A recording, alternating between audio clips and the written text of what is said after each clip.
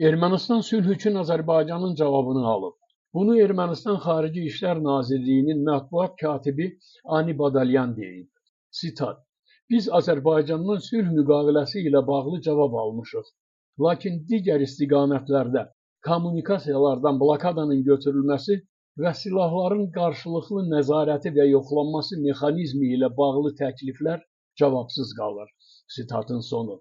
İlham Əliyev tez-tez Ermənistanın Azərbaycana qarşı ərazi iddialarının olduğunu və sülh müqaviləsi üçün Ermənistan konstitusiyasının dəyişməli olduğunu bildirir.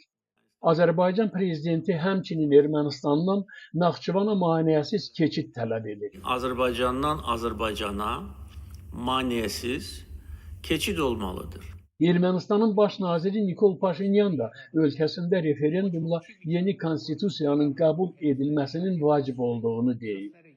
Ermənistanın Ədliyyə naziri Sırpuhi Qalyan bildirib ki, yeni Ermənistan konstitusiyasının mətni gələn ilədək hazır olacaq.